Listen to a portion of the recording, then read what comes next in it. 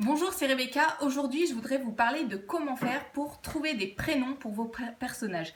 C'est quelque chose auquel on est tous confrontés quand on écrit une histoire et qui parfois est un véritable casse-tête.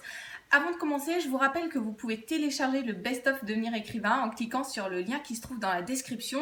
Il s'agit d'un condensé des meilleurs articles du blog que j'ai retravaillé et mis ensemble pour vous permettre d'avancer dans vos projets d'écriture.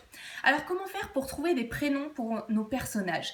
La première chose à laquelle il faut vraiment porter attention, c'est au genre littéraire qu'on utilise, qu'on veut mettre pour notre roman et à l'époque qu'on choisit.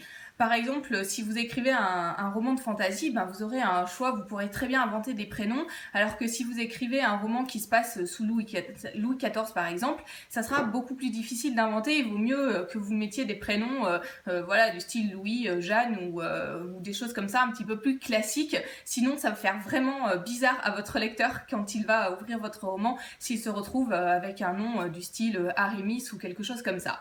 Vous voyez ce que je veux dire. Donc faites attention à faire correspondre vos prénoms par rapport au genre littéraire ou à l'époque que vous choisissez pour votre roman. Alors, où trouver maintenant ces prénoms ? La première chose que vous pouvez faire, c'est simplement de regarder sur internet. Il y a des listes entières de prénoms. Alors moi, je les ai épluchés chaque fois pour quand j'attendais mes filles, par exemple. Ça a été une des occasions que j'ai eues de regarder tous ces prénoms-là. Et il y a vraiment une quantité incroyable de prénoms sur internet que vous pouvez trouver comme ça. Vous pouvez même faire des recherches spécifiques. Je sais pas, par exemple, si vous avez envie que votre héroïne ait un prénom de fleur, eh bien, vous tapez prénom de fleur. Ou si vous avez envie d'avoir des prénoms royaux, vous mettez prénoms royaux.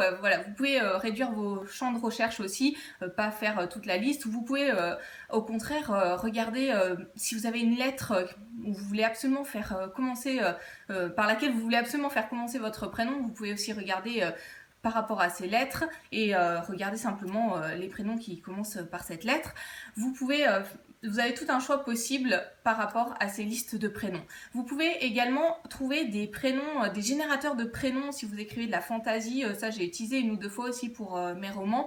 Et pour, vous tapez prénom féminin ou masculin, enfin je sais plus, il y a différents types de choses, ou même par rapport aux races de vos personnages.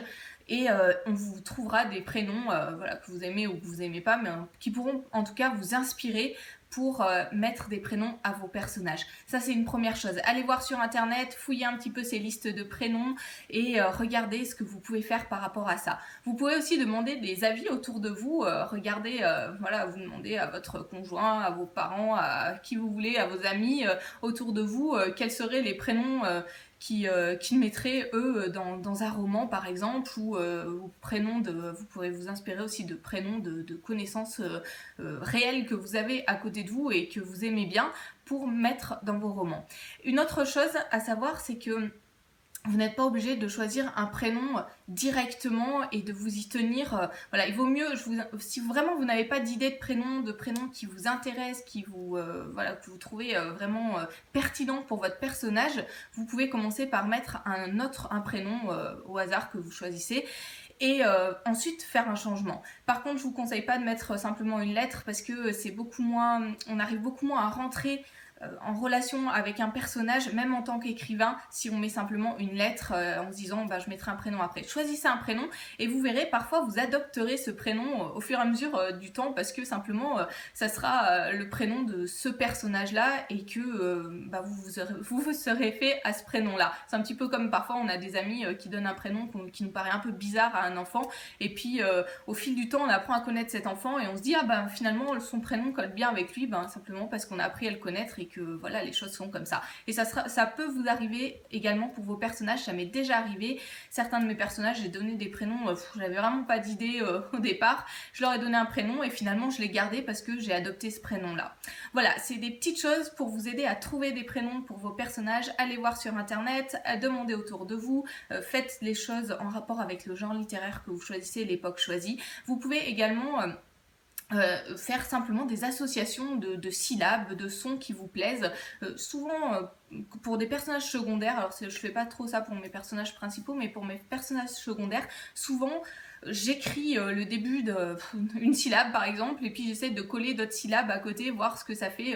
Bon, dans le cas où je peux inventer des noms, bien entendu, c'est pas le cas pour toutes mes histoires, mais si je peux inventer des noms, j'essaie de coller des syllabes et je regarde à l'écrit et à l'oral, je le prononce, je regarde si ça colle, si je peux laisser les choses comme ça. Alors vous pouvez aussi faire des petites associations comme ça si vous n'avez vraiment pas d'idée, que vous avez envie d'inventer des prénoms. Voilà, avant de vous quitter, je vous rappelle que vous pouvez télécharger le best-of Devenir écrivain en cliquant sur le lien qui s'affiche dans la description et qu'il est gratuit, donc n'hésitez pas, allez-y, foncez et à bientôt pour une prochaine vidéo.